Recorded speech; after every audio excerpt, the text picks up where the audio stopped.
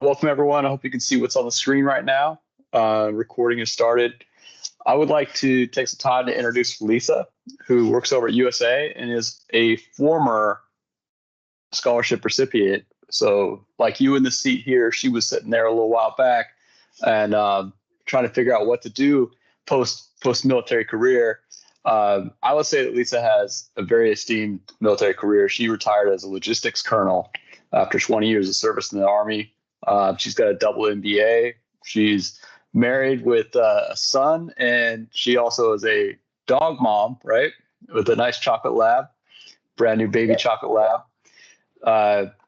But yeah, so she's a scholarship recipient. She came out of the program and found a nice home at USAA through the Hire Our Heroes Fellowship, and now she's over here in the P&C doing business continuity as a senior advisor. So I'm going to go ahead and pass it off over to Lisa, and thank you, Lisa, for taking time out of your day to speak to our community.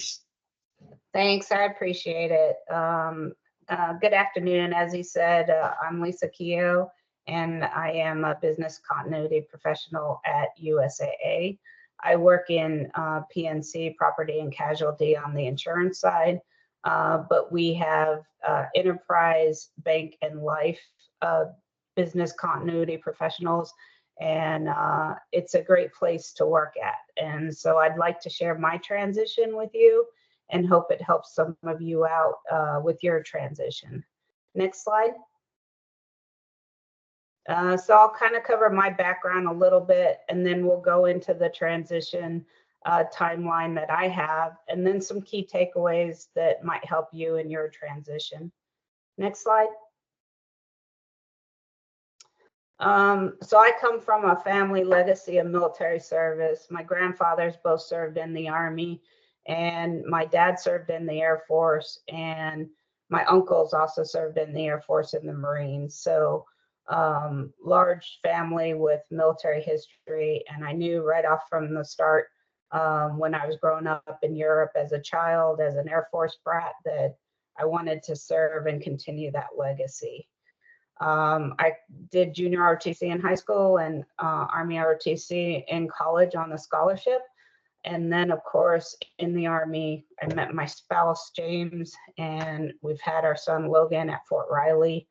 And I definitely love bowling and love to learn. It's something that I like to do on a regular basis in my professional career and on the personal side too. And of course, spending time with my family. Next slide. So my transition, I wouldn't say it was easy, but all the stars seemed to align at the end. The key thing for me was I started my transition planning very early, like 3 years out.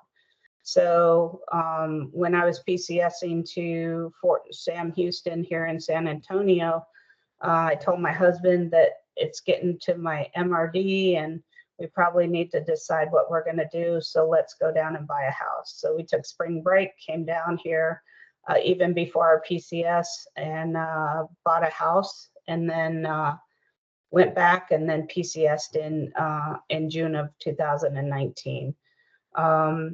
In Army North, as the Director of Logistics, we support FEMA and all the interagencies support to Department of Defense. And so it was definitely kind of lining up with BC and a lot of the incident management, incident response that I did in the Army in my last career. I also started early my transition as far as I got my physical done right at 180 days out. And from that time frame, I filed with my BDD right away with my VSO. So right at 180 days did my physical and filed. That really helped it because right on my retirement date on 1 June, I had my percentage back from the VA already posted on va.gov. So if you haven't done that, I recommend that highly, is get with your VSO, get your physical done and start that. That will help the transition go much smoother and not so much worry about the VA appointments if you get those done. I also started my HOH fellowship early. I did my official executive transition class and knocked out those VA appointments all in January. Because USAA I did so well with USAA and the HOH fellowship, they extended my fellowship. And as I was talking earlier, if you dialed in early, I went through a cohort where USAA didn't have to have a vacant position. So the biggest hurdle I had to overcome was, okay, is BC right for me? And if it is, do I want to stay at USAA?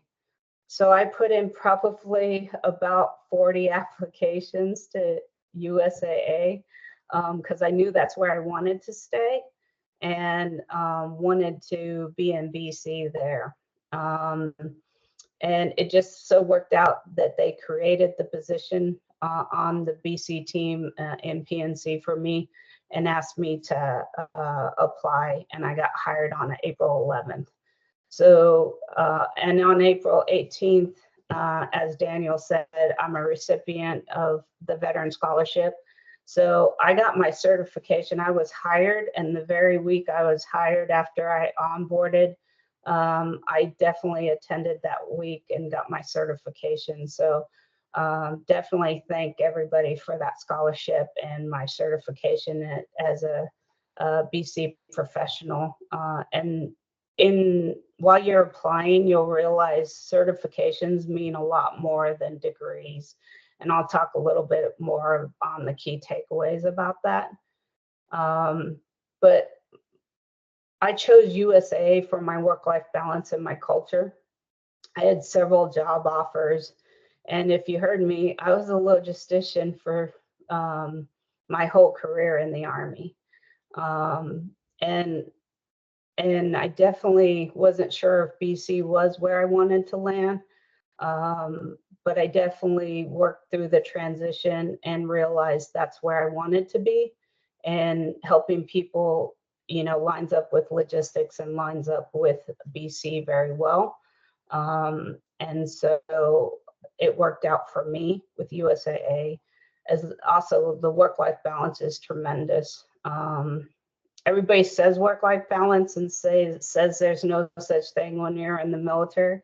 You prioritize one over the other at certain times, but there really truly is work-life balance at USAA, and our culture is amazing. And I still get to support the military and stay tied to the military. Next slide. So as I said, key takeaways, I mentioned certifications. They are really sought after. On most applications, you'll see what sets you apart and what's preferred as certifications, or they'll give you 90 days after hiring to complete your certification. So if you haven't already reached out to apply for the scholarship, please do so. And if you haven't already taken the course and gotten certified. Also, when you go through the course, Alan tries to teach you to apply. You get the associate's through DRI, but you really do get the certification CBCP through DRI, through that scholarship. So do so. It's tremendous help. And when it comes out to professional dues each year, you definitely want the CBCP. If you do the ABCP and the CBCP, then it's just chalking up to different levels of the certification. So, and a lot of different certifications you can work on. I'm working on my cyber certification now in BC. So definitely there's a passion in every area aspect of BC that you can focus on and get certified in. Personal branding versus personal bragging. That's one of the things I think military people transitioning have a big problem with. We're not all about self-promotion, and that's one of the things I struggled with also in my transition. And so personal branding is all about being authentic and consistent, and also affects your reputation. And as long as you're consistent across all the platforms you're on, LinkedIn, you know, even Facebook, all your platforms, Instagram, all of them resemble people perceive from your reputation through your actions. So if you're authentic, then they'll know that you're personal branding. Whereas personal bragging, you basically exaggerate your skills and you dismiss others' accomplishments when you're focusing on your accomplishments.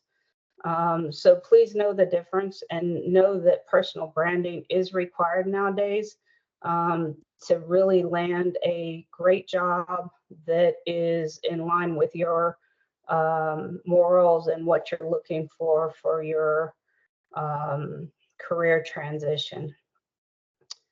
Onboarding at USAA, it's important to know, like I said, I wasn't sure about BC, but they give you time, they onboard you, they train you, and give you time to meet the company standards and policies to remain compliant. And compliance is big, and you know, the industry compliance is huge. So they give you plenty of time to get on board. And the one thing about USAA is they're forgiving about mistakes. So you're not learning if you're not making mistakes, is kind of what a lot of them say at USAA. So the companies really do give you time to adjust and fit in, and all of your peers help you out. So that's good. I talked about the veteran outreach program. Again, I can't thank everybody enough. They got me started and got me started on the right foot with my certification. Mentors. I think this depends on your goals, but it's important to have at least one or two. I look for one maybe in the business, and then, you know, one maybe out of the business, not necessarily in that company. But they've got to line up. Mentorship is a two-way street.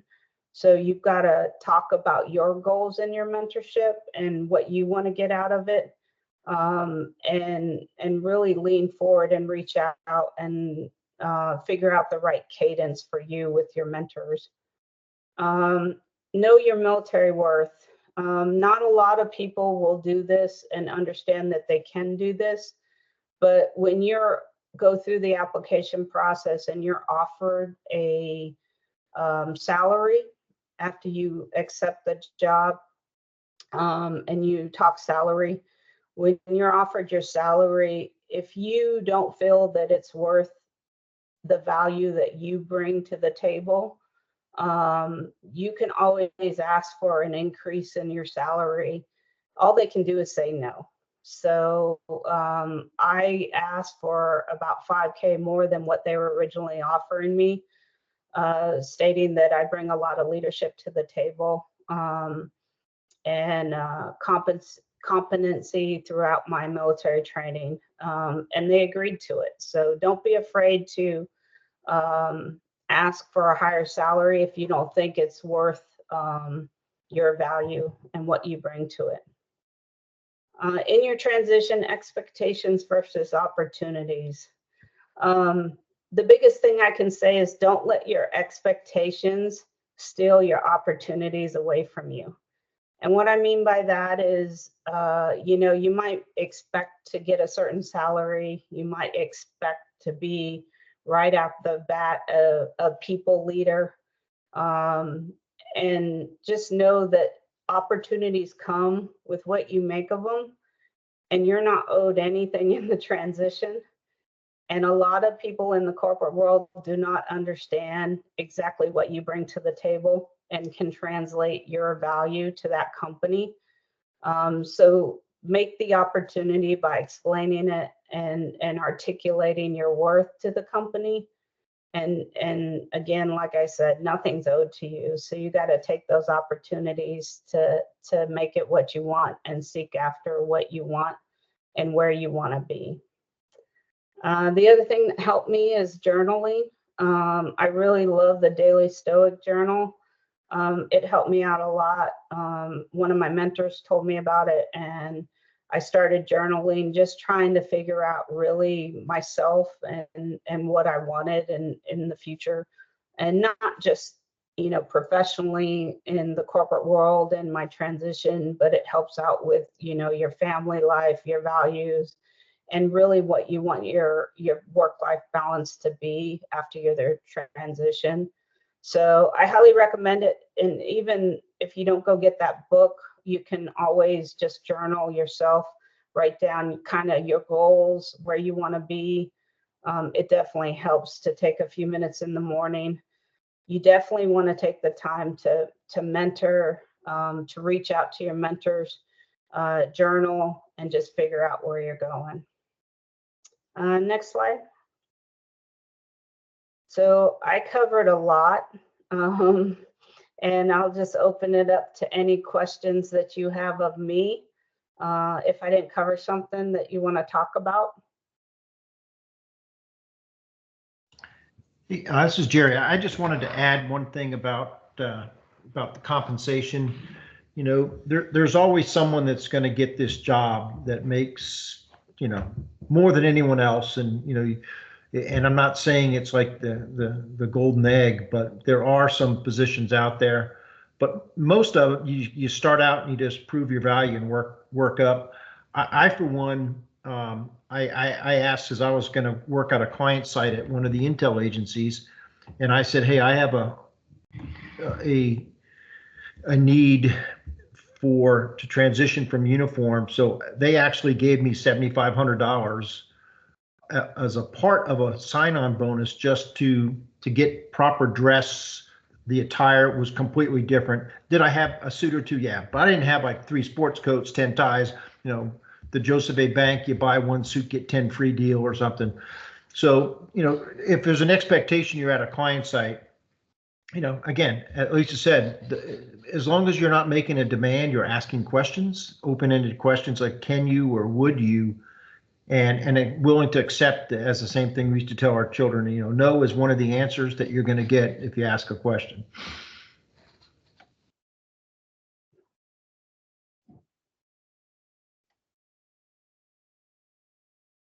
Any other comments?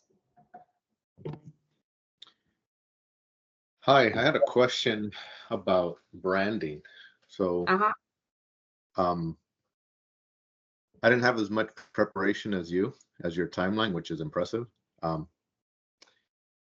And so branding is one thing that I talked to Daniel briefly about this, but branding is something that I've started taking more interest because I see it's important. So, you mentioned authentic and consistency.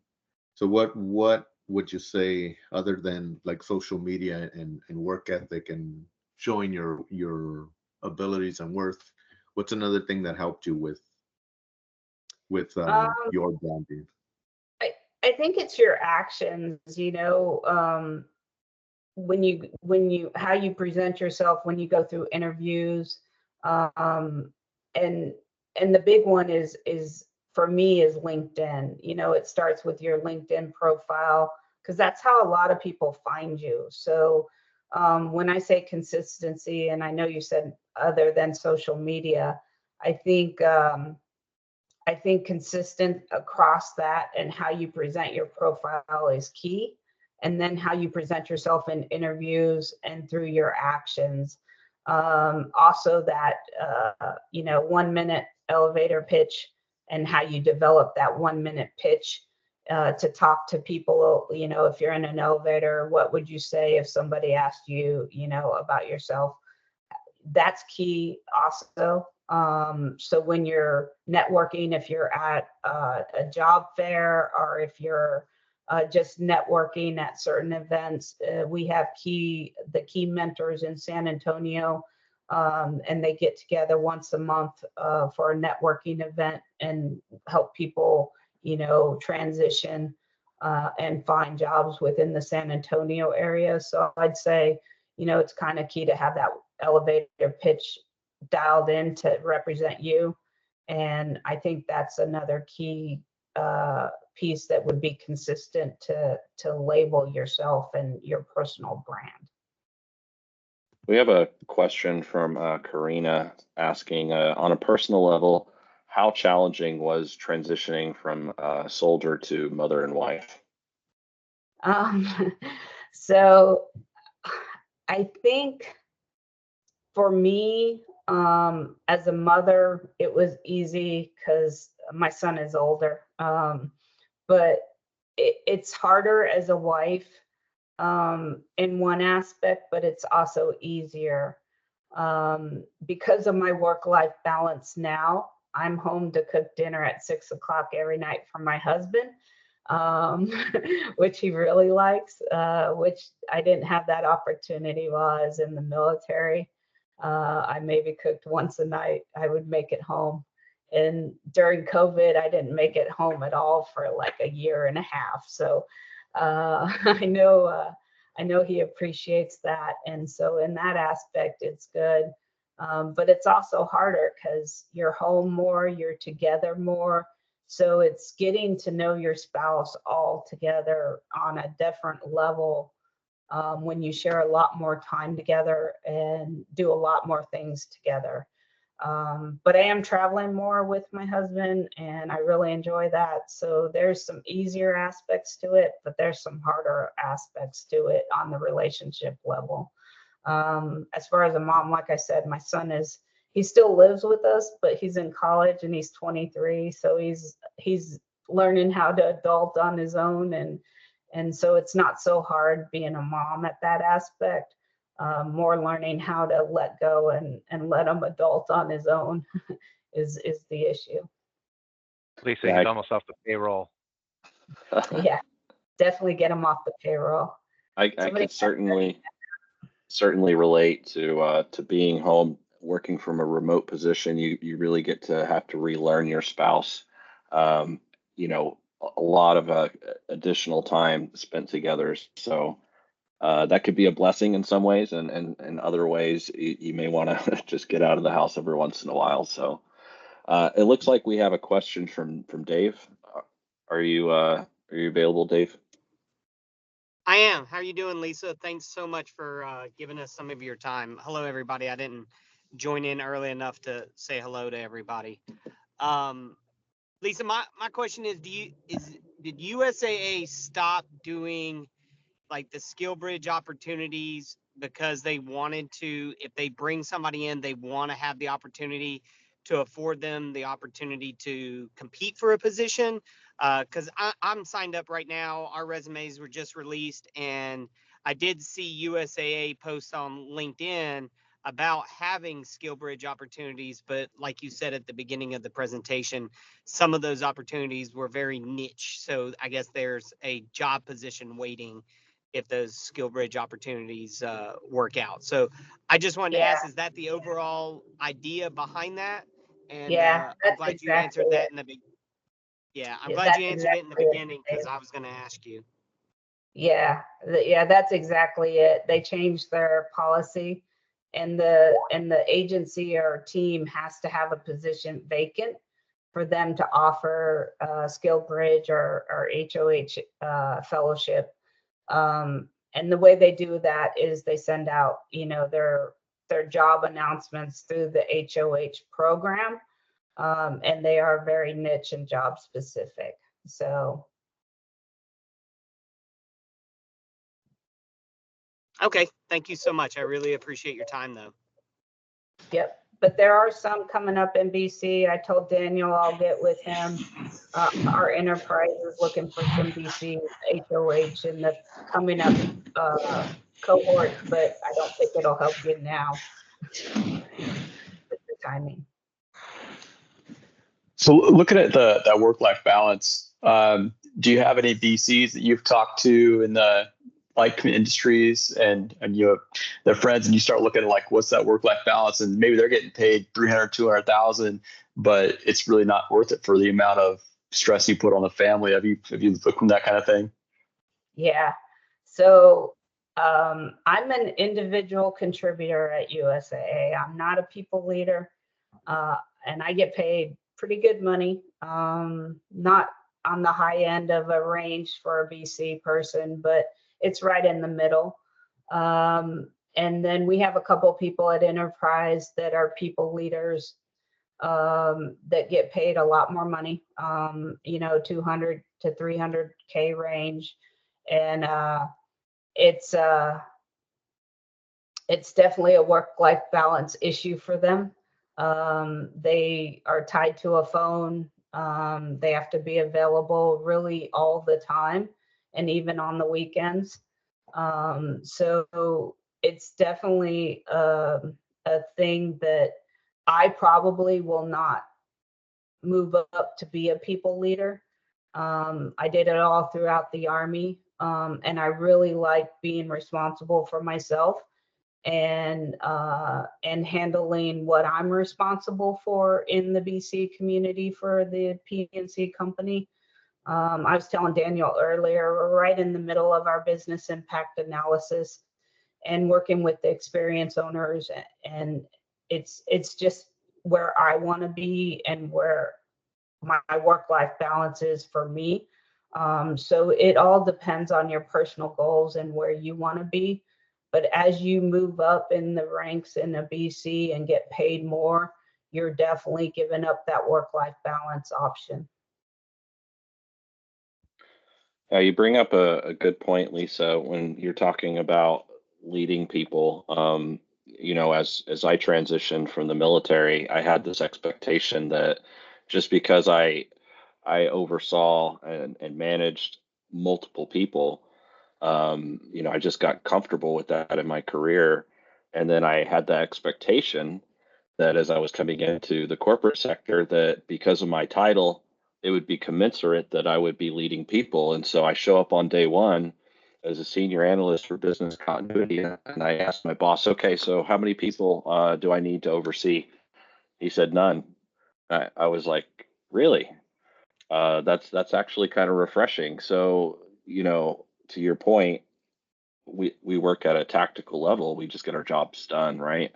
And so what I wanted to remind this audience is that when you're at that tactical level and you're not managing teams of people, which is not as common in the corporate sector, you're really leaned on to get the job done. And what I mean by that is be ready to be very tactical with your Microsoft Office products. They don't want to see you with a master's degree and just, not being able to navigate in an Excel document. So I would say if that's kind of your Achilles heels, that's a great place to really sharpen your skills, because across BC, you might be a team of one, you might be a team of three, but at the end of the day, your employer expects for you to put out some work. So I digress.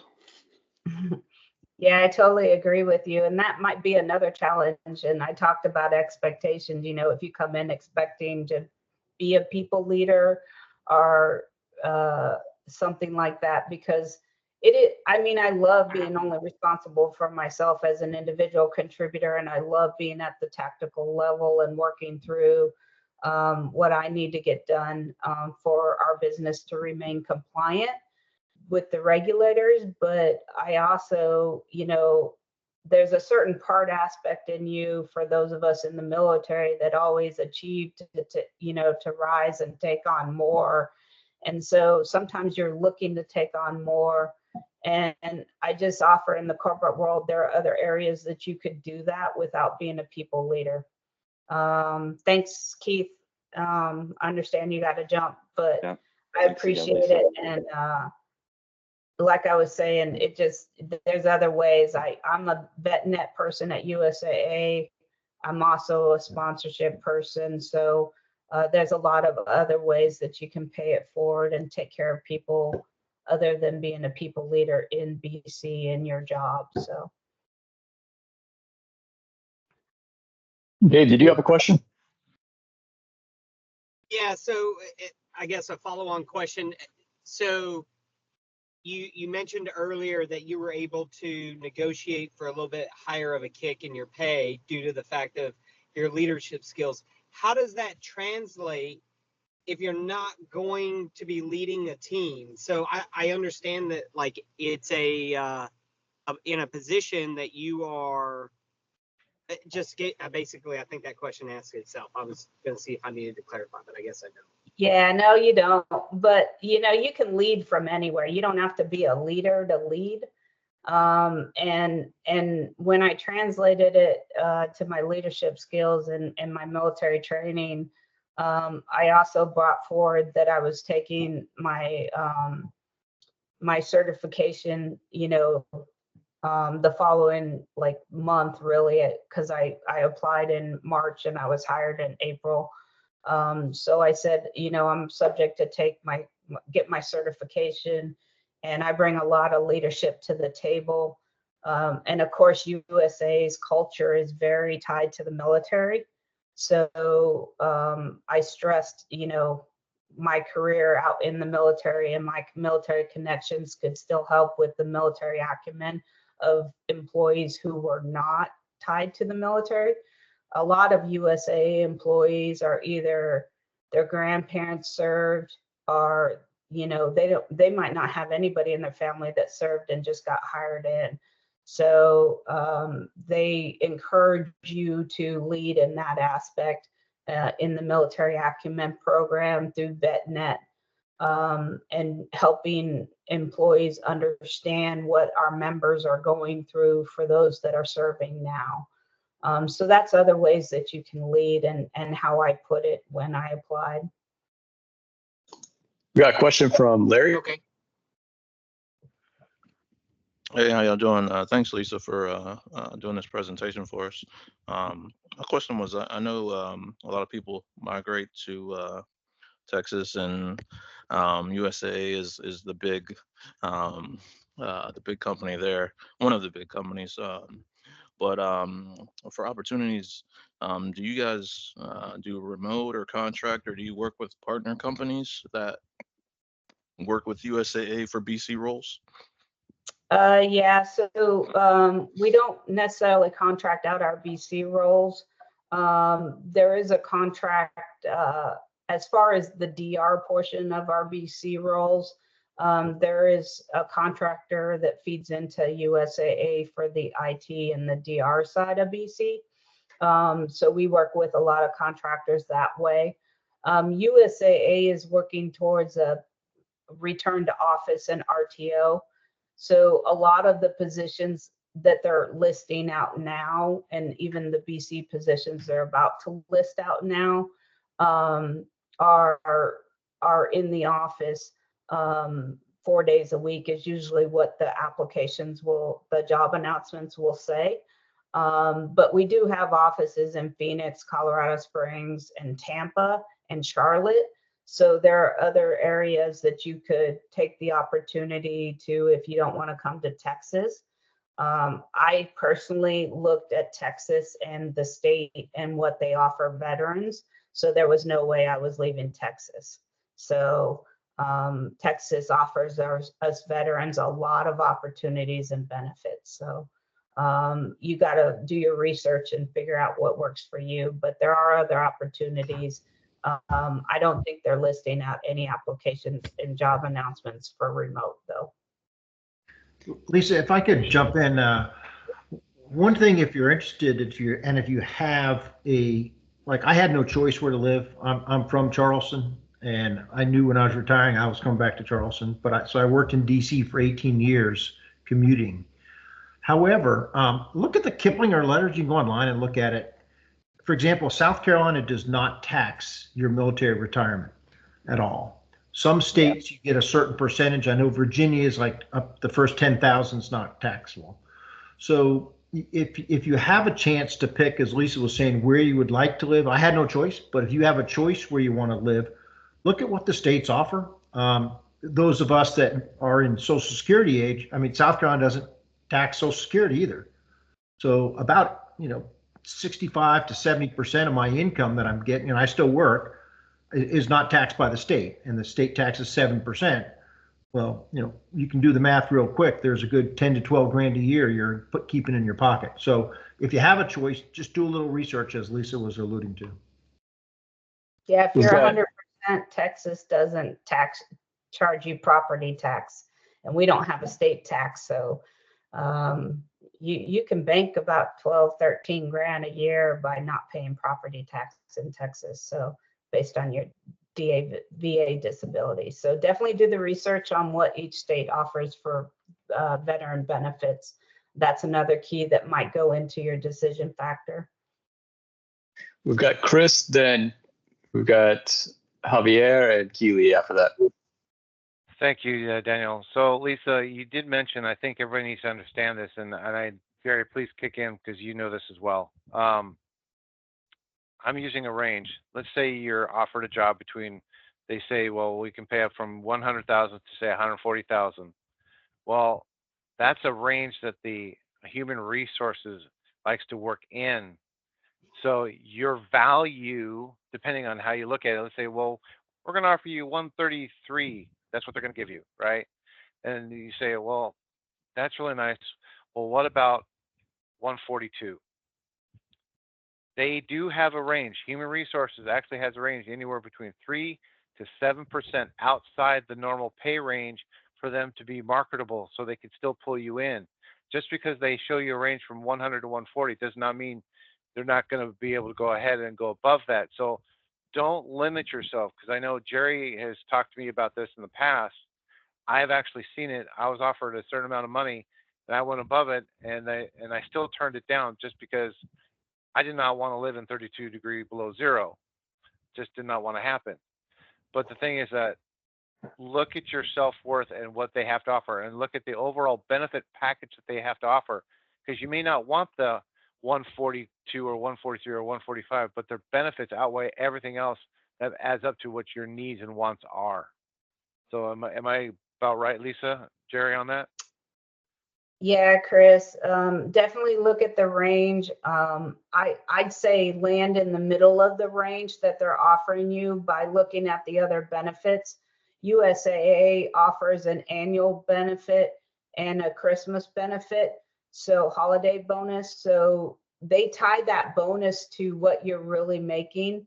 So, you know, if you ask for your salary to be in the middle of the range, they're calculating your bonuses into that to make sure you're competitive. They also do salary audits to make sure you're competitive with people who are hired into the position, to make sure everybody's in that BC world at the senior level is making about the same amount of money. So it just depends on everything, but I definitely, like Chris said, I wouldn't bank out of it if you think your value is worth more than 140, and that's the top of their pay range. You know, and you want to come back with 142 or 145, as long as you can articulate your value and why you bring your worth to the table to get that amount of money. I'm sure the HR will budge on it. They have the ability to flex on that. Yeah, and I would also add, besides the salary, I mean, think overall compensation. For example, I worked for Deloitte for 6 years, and now I work for BDO. Between Christmas Eve and New Year's, both of those companies are closed, and you get free PTO. So this year it was 8 days of just PTO, and you get paid for it. And again, that's like, you know, when you think about it, that's almost an extra paycheck because we get paid every 2 weeks for both those. That's like getting an extra paycheck a year. So you won't see that as part of your salary. It shows up on your taxes, but it's still good compensation getting paid for doing nothing other than spending money over Christmas. Yep. And I love education. I said I love to learn, and the education package for USA is phenomenal. I get 10K a year to go after whatever I want, and they're paying for my certification in cyber. So just like I said, just look at the compensation as a whole, as Jerry said, and make sure you take everything into consideration. Also location. Kylie, did you have a question? We got Javier first, and then Kylie. Okay, Javier. You mentioned you're going after a cyber cert. Daniel and I discussed this too, because I've had a trend of job announcements that the expectation is that you understand at a minimum how the DR process and cyber and IT works, but some of them have the expectation of having a certification. Do you mind me asking which cert you're going after? I'm going after the Cyber BC one that's offered by DRI. It's like CLE 2000 or something. But I mean, that's the greatest threat right now is cyber. At least that's where a lot of BC people are concerned about, and so I have to educate myself on that biggest threat. And you're right. I mean, you have to understand the DR world in BC. I'm on the business side. We do have an IT BC resiliency team on the P&C team that we work with, but the DR testing and the whole cyber threat is huge. So I definitely encourage you to look at, what you want to expand in the passion. Third party vendor is also a certification DRI offers, and both. I love third party. I'm a logistician at heart. That's what I've done most of my career. And so third party vendor management is huge also in the BC world, and working with those third parties to make sure they meet your company's standards.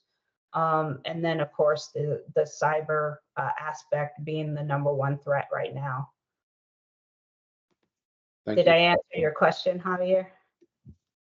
Okay. Kylie, I think you're next. Right. I think so.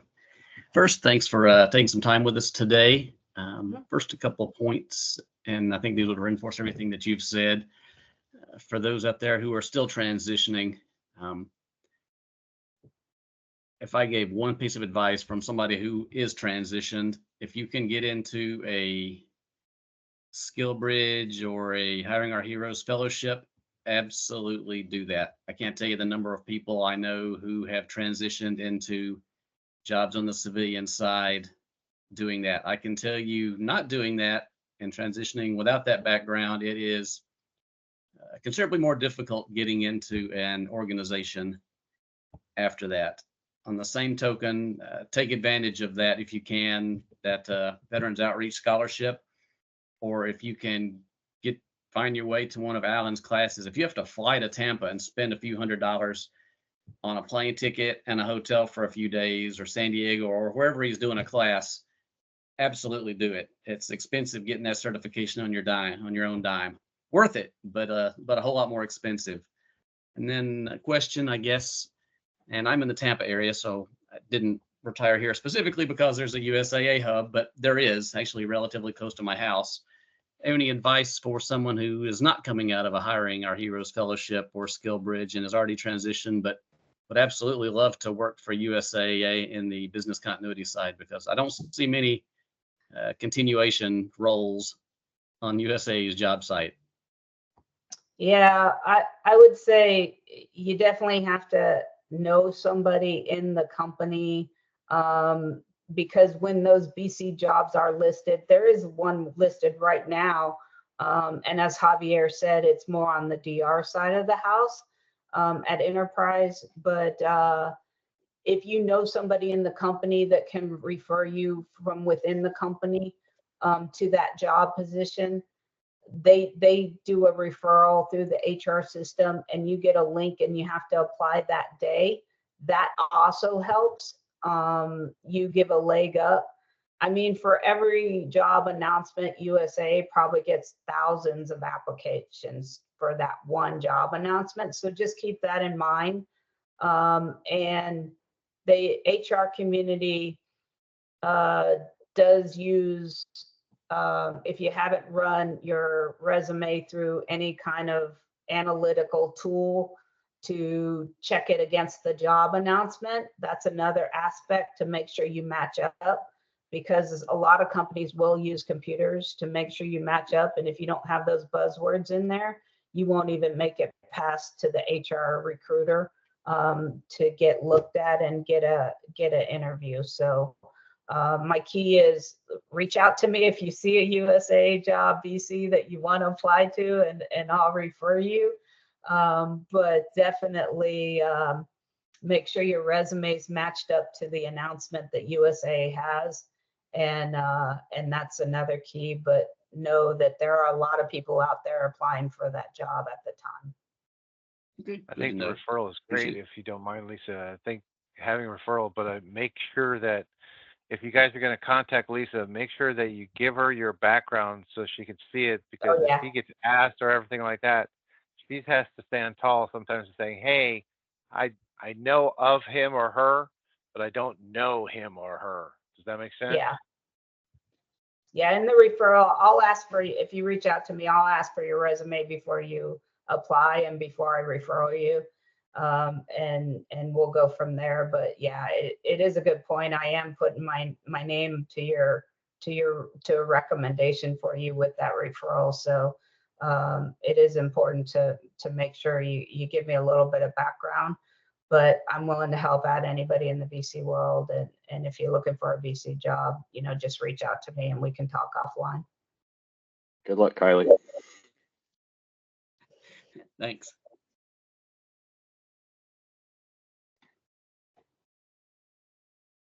Any other questions, comments? I know we're over lunch and we're almost at time, and I am truly humbled to be sharing my story and transition with you guys, and I really look forward to paying it back. So if you just want to talk with me offline, I'm on here, and I just signed up as a mentor through the Veteran Outreach Program. So just reach out to me and through LinkedIn or something and DM me, and I'm willing to link up with you and talk more about it and help you through any way I can if you're transitioning.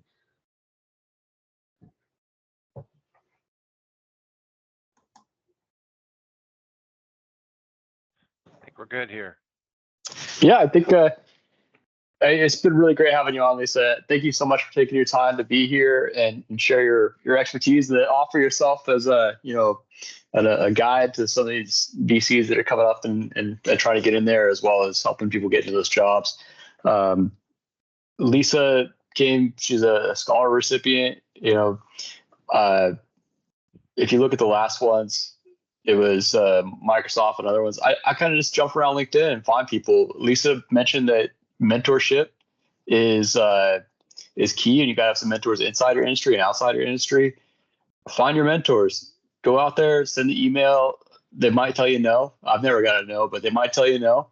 You're not bothering them, and it's a small community. The BC community. I think people who do BC are often passionate about what they do, so they love to share and talk. So definitely get out there and spread your resume out there as well. Get your name, learn some things from those people, and you'll be right where Lisa is, in a nice, cozy job, and truck it along. Oh yeah, so is anyone going to DRI next week? If you're going to DRI, please let Jerry know, so that we can get you invite into that side area. Yeah, so if you're going to DRI, please let us know. Yeah, because we're handing out ticket stubs for the get together that Monday evening. So we want to make sure you get a ticket stub to attend. Yeah, and we'll all be there we have our own booth, our Veterans Outreach Program booth attached to the foundation. So Chris and Keith and I and Alan, and we'll be there, during, or at least over the 2 hours at lunch, and then at the reception on Sunday evening. Chris, I wanted to say thank you for sending that email about the continuity of operations course that's coming up August and September. So thank you for that. You're very welcome. For those that don't know, that if you wanted to go attend the course, we're doing some free training through FEMA. It's to help with your CEAPs. Helps get you that motivation to understand from a different perspective and how people are being taught BC processes on the federal side. Please let me know. Just send me an email, and I'll put you on the list. Right now I'm full, but I do have a waiting list, and I keep those guys in order. So if you haven't got on there, send it to me now. Thank thank you again to Lisa, and thank you for everyone for attending. We'll go ahead and give you guys 10 minutes back to your lunch. Everyone, take care. Take care, guys. Thanks, Lisa. Bye. Thanks, Lisa. Thank you. Thanks, Bye. everyone. You're welcome. Bye.